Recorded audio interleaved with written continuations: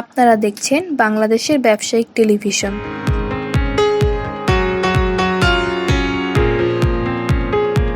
স্বাগত BDTV business idea. কিভাবে শুরু করবেন কোনো ব্যবসা? প্রিয় দর্শক, কত টাকা পুঁজি নিয়ে শুরু করা যায় আর কি যোগ্যতা থাকতে হবে এই ব্যবসা করতে হলে, এইসব তথ্য সহ ব্যবসার নানা দিক জানাবো একজন সফল ব্যবসায়ীর কাছ থেকে। সৌদিয়া ডিপার্টমেন্টাল স্টোরের প্রোপ্রাইটার মোহাম্মদ তুফাইল চৌধুরী, আপনাকে স্বাগত বিডিটিভি বিজনেসে। আপনি ডিপার্টমেন্টাল স্টোর ব্যবসা কিভাবে শুরু করেছেন? আমি প্রথম বিদেশে সৌদি আরবে থাকতে নিজে ব্যবসা বাণিজ্য স্টার্ট করছি। তবে আমার যেটা অভিজ্ঞতা, প্রথম আমরা যখন শিখতে যাবেন, নতুন দোকান দিতে যাবেন, তখন কিছু ভুলভ্রান্তি হইতেই পারে এবং ভুলভ্রান্তি থেকে আমরা আস্তে আস্তে, যদি আপনার মনোযোগ থাকে, ভুলভ্রান্তি থেকে আস্তে আস্তে শিখবেন, আস্তে আস্তে অগ্রসর হবেন। বাংলাদেশে এসে দোকানে স্টার্ট করলাম। তারপরে যেহেতু অনেক দিন পরে বিদেশ থেকে আসছি, এখানে এসে আমি সর্বপ্রথম ডিমান্ডটা দেখলাম যে মার্কেট ডিমান্ডটা কি, বৈশা। তো এই মার্কেট ডিমান্ডগুলো টোকা দিতে আস্তে আস্তে মানে দোকানে মাল উঠাইছি, সেল বাড়াইছি। এখন তো আমরা এমন একটা পর্যায়ে গেছি যে আমার দোকান থেকে খুব একটা কাস্টমার ফেরত যায় না, যা চায় মোটামুটি তাই পায়। আমাদের এই দোকানটা এই তো প্রি স্কুল স্টেটে পড়ে, সম্রাট টিভির পিছনে করলেই। তা আমার উপদেশ হলো, যে কোনো লোকে ব্যবসা করবেন, ব্যবসা থেকে নিজের ক্যাশ কাউন্টার থেকে কোনো সময় ক্যাশ রাইখা যাবেন না। যতক্ষণ চালাইতে পারেন খোলা রাখবেন, চালাইতে না পারেন শাটার বন্ধ করে খাইতে যান, যেখানে যান সেখানে যাবেন। আর নিজের মার্কেটিং নিজে করবেন, সর্বদা দোকানের প্রতি মন রাখবেন, এদিক মন রাখবেন, দোকান খুঁজে পাবেন না। ডেকোরেশন সহ কত টাকা পুঁজি নিয়ে শুরু করেছিলেন? আমি একটু বেশি করেই করছিলাম, আমার প্রায় 30 লাখ টাকার মতো ইনভেস্ট হয়েছিল। দোকানের অ্যাডভান্স, ডেকোরেশন, মালামাল প্রায় 30 প্লাস হয়েছিল। দোকান তো একটু বড়। ডিপার্টমেন্টাল স্টোরের পণ্যগুলো কোথায় থেকে সংগ্রহ করেন? পণ্যগুলি আমি বাইরে খুব কমে সংগ্রহ করি, যেহেতু বাইরের থেকে মাল কিনলে বেশিরভাগই দেখা যায় ডুবলি মাল পড়ে। আমার এখানে বেশিরভাগ কোম্পানি তো আসে, বেশিরভাগ ভালো কোম্পানির সবগুলিই দোকানে টাচ করে। আমি বেশিরভাগ চেষ্টা করি কোম্পানিগুলির থেকে মাল নেওয়ার জন্য, তাতে মালের একটা গ্যারান্টি থাকে, মালের খারাপ মন্দ হলে পরিবর্তন করা যায়, সবচেয়ে প্লাস পয়েন্ট হয়। আর আপনি মার্কেটে যাইবেন, যদি বেশি লাভ করতে চান, দেখা যাবে যে এই বেশি লাভ করতে ধরা খেয়ে যাবেন শেষ পর্যন্ত। আমার অভিজ্ঞতা আমি বলছি আর কি। এখানে বৈশাখ মোটামুটি শতকরা অন্তত 90% মালামাল আপনি দোকানে বসেই পাবেন। যদি আপনার লেনদেন ভালো থাকে, কোম্পানিরই আপনার কাছে আসবে। 8-10% মাল আপনি মার্কেট থেকে নেবেন, পেঁয়াজ, ডাল, অন্যান্য বা টুকিটাকি যে সমস্ত কোম্পানিগুলি আসে না, ওগুলি আপনি মার্কেট থেকে নেবেন। আর আমার হিসাবে 90% মাল ইচ্ছা করলে আপনি দোকানে বসে সংগ্রহ করতে পারেন, ভালো মাল। এই ব্যবসা করতে কি লাইসেন্স লাগে? লাইসেন্স দিয়েই করেন, আমি এই পর্যন্ত লাইসেন্স দিয়েই করতে আছি। ট্রেড লাইসেন্স সিটি কর্পোরেশন থেকে, আমরা দক্ষিণ সিটি কর্পোরেশন লাইসেন্স নিয়েই করতেছি। আমি যেই কোনো দোকান করতে গেলে আপনার লাইসেন্স লাগবে, যেই কোনো দোকান, ছোট হোক আর বড় হোক, আর মুদির দোকান তো অবশ্যই। বাংলাদেশে অনেক বেকার আছে, তাদের এই ডিপার্টমেন্টাল স্টোর ব্যবসা নিয়ে কি পরামর্শ দেবেন? আমার অভিজ্ঞতা বলে, আপনি কোনো কিছু ধরার আগে তার সম্বন্ধে আগে জানেন। যতক্ষণ পর্যন্ত তার ওই বিষয়টার আমরা জানা নাই, ততক্ষণ পর্যন্ত আপনি ওটাতে ইনভেস্ট করবেন না। তার জন্য আপনি আপনার লজ্জা শরম বাদ দেয়া, ইচ্ছা হলে লোকালে না হলে একটু দূরে যাওয়া, যে ব্যবসাটা করবেন ওই দোকানে কিছুদিন চাকরি করেন, সে পয়সায় করেন আর বিনা পয়সায় করেন। কিছুদিন চাকরি করার পরে আপনি যখন নিজেই বুঝবেন যে আমি একটা প্রতিষ্ঠান দিলে চালাতে পারবো, এই পরিমাণ অভিজ্ঞতা আমার হয়ে গেছে, তাহলে আপনি যদি স্টার্ট করেন। আর অভিজ্ঞতা না হলে আমার মতে স্টার্ট করে না ঢুকাই ভালো। যে ব্যবসা করবেন, শুধু মুদির দোকান না। ডিপার্টমেন্টাল স্টোরের ব্যবসার ঝুঁকি কি? ঝুঁকি তো আছে, ঝুঁকি তো অনেক সময় আপনার মনোযোগ ঠিকমতো না থাকে, মাল এক্সপায়ার হবে, ইঁদুরে কাটবে, অন্য কোনোভাবে ড্যামেজ হয়ে যেতে পারে, অন্য কোনোভাবে লোকজনে আপনি যদি ঠিক ভালো করে খেয়াল না রাখেন তো লস হইতে পারে, কেউ নিয়ে যাইতে পারে। আরও একটা ঝুঁকি আছে বাকি যারা খায়, এরা খুব সুন্দর মিষ্টি ভাষা কথা বলবে, অল্প করে বাকি নিতে একটা পর্যায়ে অনেক বাকি বাড়াবো।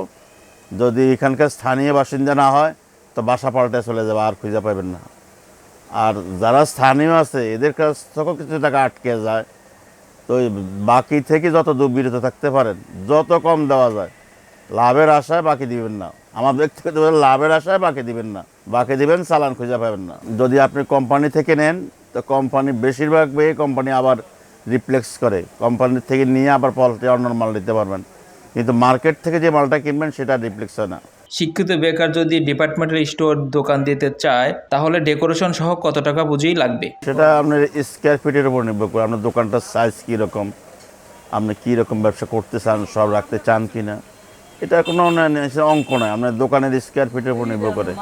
দোকানটার সাইজ কীরকম, আমরা কী পরিমাণ মাল দোকানে রাখতে চাইতেছেন।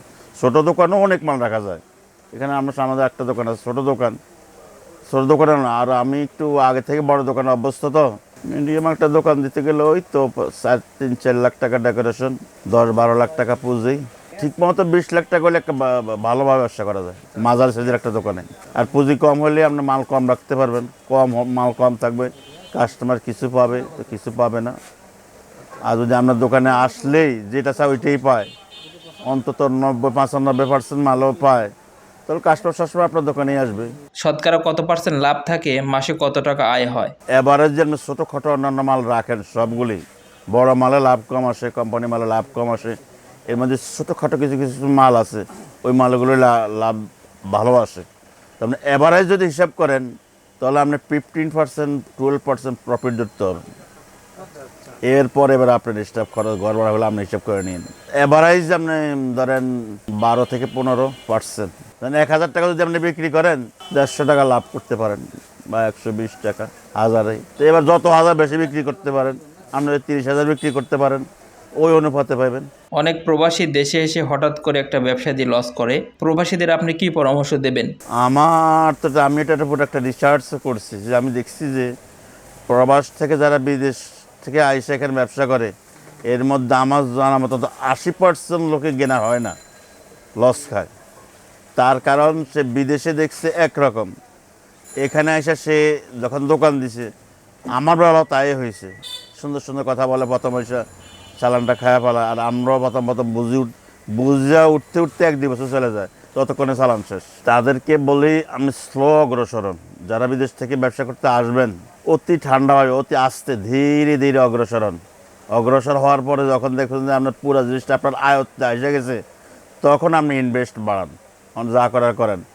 আর বিদেশে আসেন গরম গরম টাকা, বিদেশি টাকা শর্ট করে উঠাইবেন, 2 দিন বাদে ওখানে চালান নাই, তারপর আবার জমি জমা বিক্রি করে আবার বিদেশ। এটাই শতকরা 80%-এর ব্যাপারে এই হয়। আর যারা একটু ধৈর্যশীলভাবে বুঝে আসি না, তারপরে না শুরু করে, অল্প থেকে বাড়ালো, সবের দিকে নজর রাখলো, এই কারণে সব বিদেশে শতকরা 80% লোক আসে টিকে না। আপনার দোকানে কি কি পণ্য বেশি চলে? আমাদের তো ডিপার্টমেন্টাল স্টোর সবটাই চলে, যেটা চলে সেটা আমি বেশি রাখি, যেটা কম চলে সেটা আমি কম রাখি। এবং আমার একজন অভিজ্ঞ লোক বলছে যে বৎসরে একবার বিক্রি হবে এমন পণ্যটা তুমি দোকানে রাখবা, যেমন তোমার দোকানে আসলে একবার কাস্টমার একটা আসলেও যেন সেই ফেরত না যায়। যেমন যেটা আমাদের দেশে আগে হিন্দুরা করতো বা এখনও করে, যে হিন্দুদের দোকানে গেলে আমরা কোনো মাল ফেরত যাবেন না, এটা আমাদের মার্কেটে আমরা দেখছি, আমাদের এলাকাতে দেখছি সবচেয়ে বড় ব্যবসায়ী হিন্দুরা। তার কারণে ওদের অনেক ধৈর্য, ওরা অনেক খেয়াল রাখে, কুটিনাটি সব খেলাম। মুসলমান মাথা গরম আমরা, আমাদের এই এতটা খেয়াল থাকে না। মানে একটা হিন্দু দোকানে মুদি দোকানে যায় দেখেন, গ্রাম অঞ্চলের পুরান দোকানগুলিতে আমরা যা চাইবেন তাই আছে। এই দোকান থেকে মাসে কত টাকা আয় হয়? আমার মনে হয় যদি আমার মতে না 30 লাখ টাকা চালান খাটায়, তো মাসে একটু কেয়ারফুলি থাকলে, নিজে খাটতে পারলে 50,000 টাকা বাইর করা যাইতে পারে নেট প্রফিট। ডিপার্টমেন্টাল স্টোর নিয়ে আপনার ভবিষ্যৎ পরিকল্পনা কি? নিজের ব্যবসাতে নিতে আসি, খাইতে আসি, লইতে আসি, পড়তে আসি, চালান দিতে আসি, ছেলে মেয়েদেরকে পড়াইছি, বিদেশ পাঠাইছি। জনবল নেই আমরা, তখন জনবল সব বিদেশ গেছে, ছেলেদেরকে পড়ালেখা করাইছি, 3 জন ছেলেকে ইঞ্জিনিয়ার বানাইছি ইনশাল্লাহ। যেহেতু আমি একক ব্যবসায়ী, কোনো শেয়ার নাই, এটা হিসাবও নাই। আপনাকে অসংখ্য ধন্যবাদ আমাদেরকে সময় দেওয়ার জন্য। সবাইকে ধন্যবাদ ভাই। সবার কাছে আমারও একই অনুরোধ, বিদেশ থেকে আসেন আর দেশ থেকে বাবার জমি বিক্রি করেন, যে ব্যবসা করবেন প্রথমে তার অভিজ্ঞতা অর্জন করেন। যত দ্রুত অভিজ্ঞতা অর্জন করবেন, করার পরে নিজেই বুঝবেন যে আমি একটা ব্যবসা পরিচালনা করতে পারি, ঠিক তখনই আলাদা ব্যবসা দিবেন। আর নতুবা একজন লোক ব্যবসা করে খেয়ে যেতে পারে, সারা জীবনে খেয়ে যেতে পারে। আপনারা দেখছেন বিডি টিভি বিজনেস।